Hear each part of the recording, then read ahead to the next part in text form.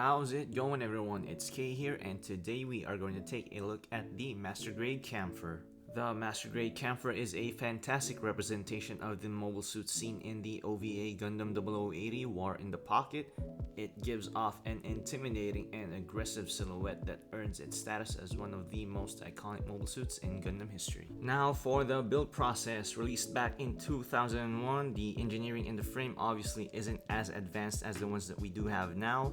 So it's more common for Master Grades in that era to have screws in the joints in their efforts of making it more stable and solid than it actually is. You will need to be careful not to over-tighten the screws, as that can break the plastic. It also uses polycaps for its joints, so there may be some thickening to do if yours is loose. I did paint mine, so the connections are much tighter.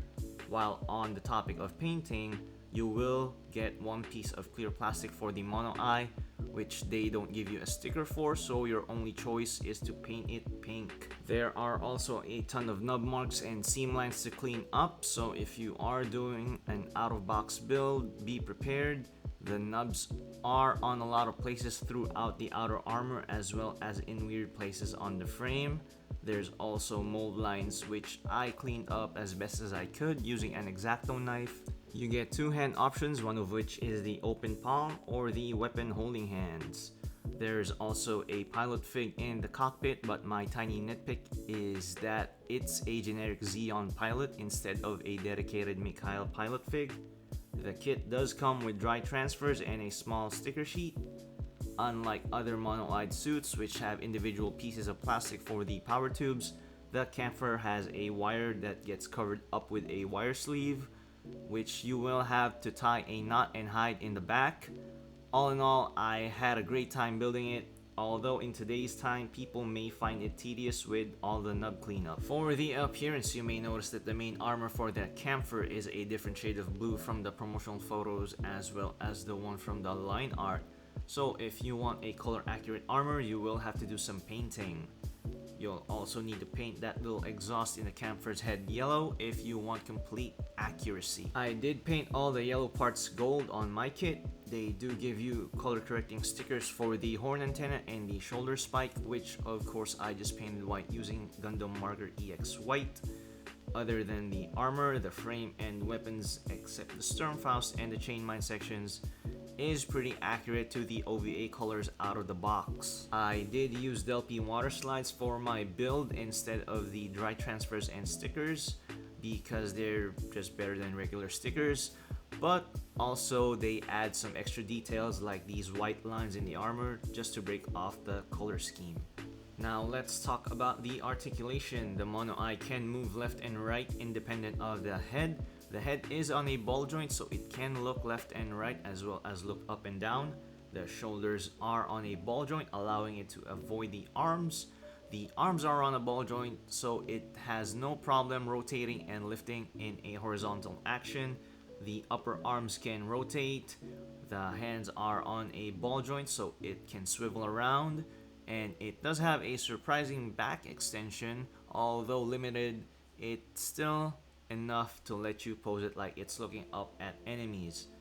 The waist can also rotate 360 degrees, and since the Kampfer doesn't have any skirt armors, the legs offer an impressive range of motion on its hip flexion and extension, and that's about where the good points on the legs end.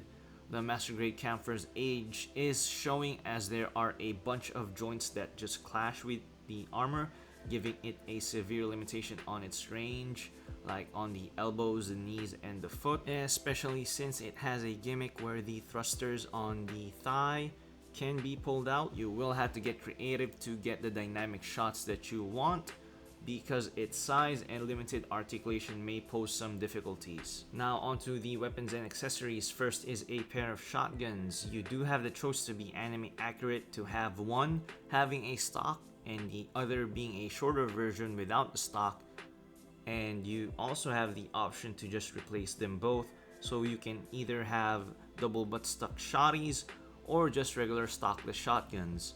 They do have an ugly seam line running right in the middle of it if you don't clean it up. These early Master Grade hands have a hard time holding onto the weapon due to the fact that they don't have a locking mechanism.